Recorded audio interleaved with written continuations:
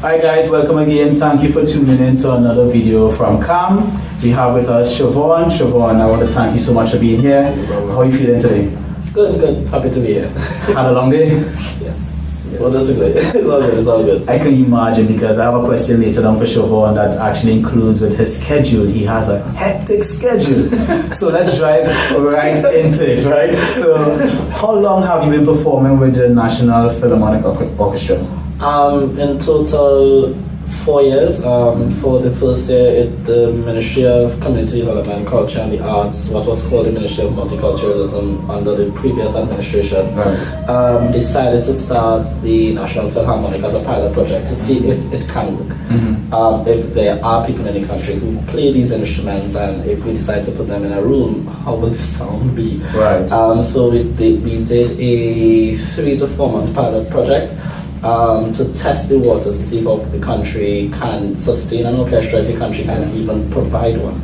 And based on that, we were asked to audition to fulfill part-time positions in the ministry, and we have been in existence for 3 years as the National Philharmonic under the direction of Dr. Roger Henry, professor at UTT, and assistant director, I think he's assistant director at Marionettes. And it has been a lovely journey, the camaraderie, the music making, besides that also, for a lot of us, it's the fulfillment of a dream. Right.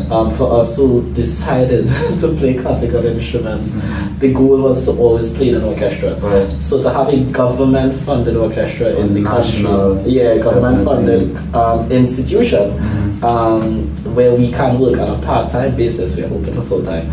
A part-time basis is amazing. And I think a lot of us, I can speak for me, we are very grateful for the opportunity, and we have been working really hard to ensure that it survives as long as it possibly can. I'm trying to recall if I've ever seen you guys perform. But you answered one of my questions was like if you guys are full-time in terms of like every day, but you said you're all part-time. We are currently part-time contractors, so we have rehearsals twice a week, and we are paid for whatever we do. And we have performances. So far, the ministry has been generous to keep all performances free to the public. Once you follow us on Facebook, or you know someone in the orchestra, you usually will get information about upcoming performances. Right now we are working tentatively on a big project called Remembrance, and to be done in Naparima Bowl. And that's a massive piece composed by Dr. Henry. It's basically a Trinidadian requiem. And it was performed in Napa, I think in September last year. Massive piece for mass choir, orchestra, and steel pan. And you know, once you are in the loop, I guess, in that small community of classical musicians or enthusiasts, people who love to listen to classical music, you will hear about our performances. Outside of that, we do a lot of community outreach, going into schools, homes, trying our best to sensitize the nation that orchestra exists, and if a child wants to pursue this path, there is a space. Yeah, that's great. That's great. Did you grow up with any? Because you seem very, how to say? When did your involvement with music started? Did you have any influence with in terms of your family or your surroundings growing up? I just like almost every family, there's that one cousin that sings a lot. So I had a cousin who, sang in church a lot and was always singing at home. And as a little baby, or growing up as a child, I would sing with her. My great-grandmother, God rest her soul, was a choir singer in the church as well. So, there was that. So in primary school, I remember getting ready for music festival, singing that song, I think, My Dog Spot. And then I moved into secondary school. And because I had music for the first time as a subject, I failed it horribly. I failed it horribly. The thing that you're a musician now. I failed, guys.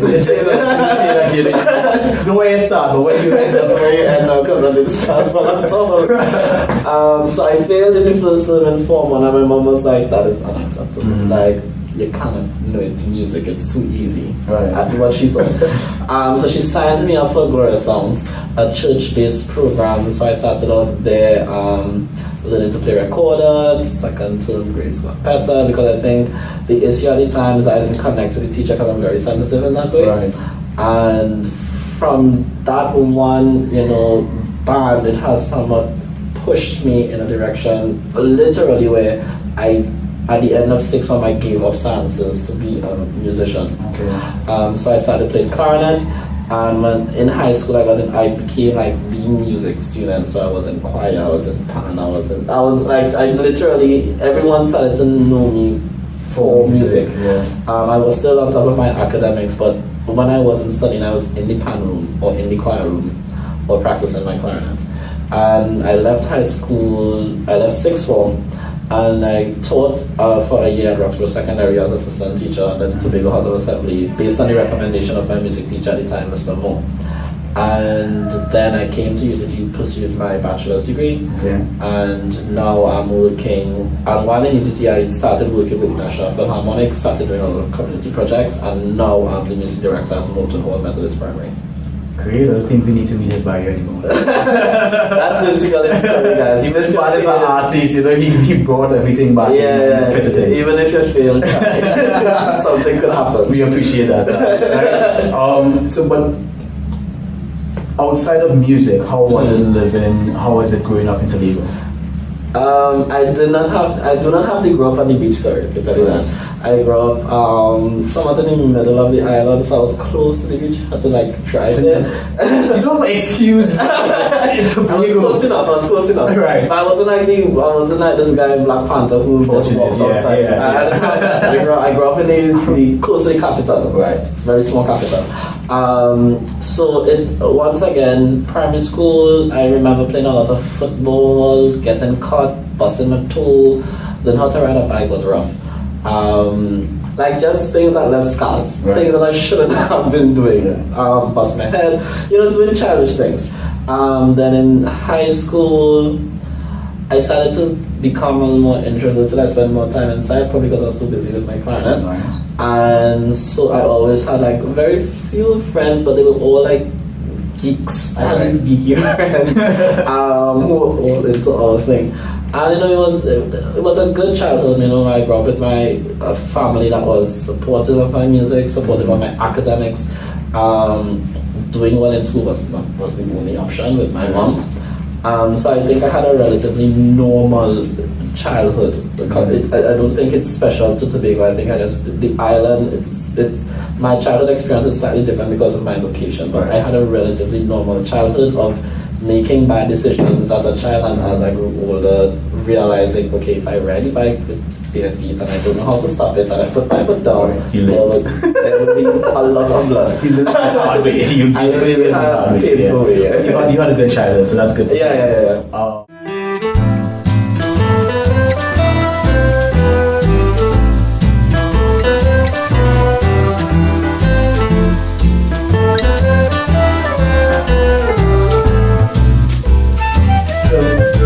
Within your bio, I came across a phrase or a word or the phrase actually that I first time I heard it. What exactly is a teaching artist? Okay, it's a relatively new term that has been coined. A teaching artist is basically an artist, in my case a performing artist, who has decided to pursue somewhat a dual path. So a lot of people, when you study music, in their head they think I'm going to be on stage, I'm going to be the star, and then they say the not so good ones become teachers. Right? A teaching artist is a performer who decides to actively pursue education and pedagogy as well.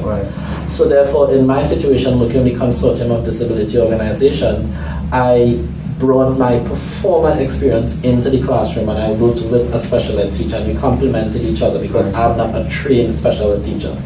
But in order to get the students ready for a music festival, you need a musician with performance experience to step in. So basically, a teaching artist comes into a situation to complement, or if they decide to work, in my case, as a full-time teacher, you bring your performance experience into the space to complement what you're doing. And it works well because we somewhat bring the best of both worlds, and we see things from both sides, with most times with the assistance, especially in my case with special needs kids, with the assistance of a professional from that realm. Right. So we kind of work together to produce a project or a product that is what some people consider only possible with collaboration. Okay. I learned something today. I really, those guys out there who are looking on there, you all have learned something new as well. Too. Yeah, if you're a musician who thinks you're interested in teaching, not on a full-time scale, the music program at UTT provides such an opportunity. It's a strong project, the Kodo program, and that's where I learned about teaching artistry. I didn't know about it before. And it has somewhat changed my path in life. Mm-hmm. I wanted to be a teacher, and I always thought that if you become one, you can't perform. Yeah. But now I can see that with a lot of hard work. What I admire UTT students for, and I'm actually surprised that you always market UTT well. I've interviewed quite a few UTT students so far, and you all have such pride in terms of your university experience there. This is another question I had scheduled, but how was your university experience at the performing arts? Overall good. I'll be honest, overall good. Being the second cohort of students to be taken into the program had its challenges. Okay. Had its challenges, and I think as a student body we decided to take the chance. Right. To be the second cohort, to be some of the guinea pigs. Mm-hmm. But my experience was a good one. My experience with APA to this day is a good one. And I think if you are interested in really honing your craft as a performer, right, as well as getting the academics, the UTT is a good place. I'm not saying that other universities in the country don't provide that, but if you really want to work with someone or a group of professionals who have been out there, right, the UTT provides that space, because the university itself is driven by entrepreneurship.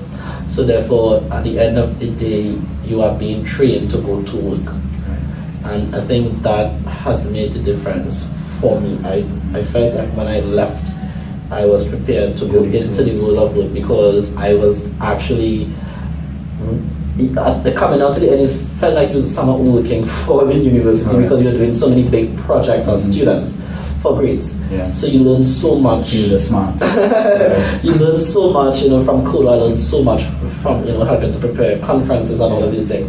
When you go into the world of work, you're like, oh, I did come across that in school. Oh, that's what that is. So I tell students, if you really want to hone your craft and perform and really get into a production-like setting, right, UTT is the place for you. And if that's not what you're into, then there are several other universities that provide different experiences, and it's just you to find one that's suited for you. I'm not bashing anyone, but for me, it was the one I needed. Yeah. Any closing remarks for the youths out there? I'll give one specific to the arts. I'll give one general one. With regards to the arts, don't give up. We are still with the mindset that, if you decide to be an artist, you're going to be broken, you're going to be poor, it's failure thing, you're not bright enough, you're going to leave mommy house. Sure. I can testify there is decent and good living in the arts. Yeah. I have only gone hungry because I just greedy. Right? I just like to eat. So I'm always hungry. But if you work hard, it's easy. It's easy. You have to just do the work, pursue it, and if you love it, do it. If you love math, pursue something in that area. So if you love music, pursue it and be prepared to work hard the same way you work hard for every other subject. With regards to just the general public, the youths, don't give up hope. Yes, it's a tough time in the country. We all know and see it.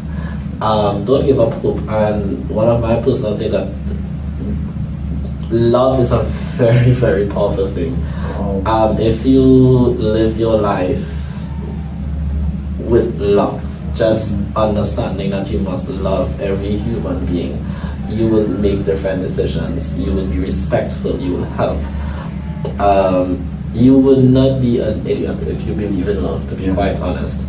And I think it sounds cliche and everybody keeps saying we don't love one another again, young people that don't love.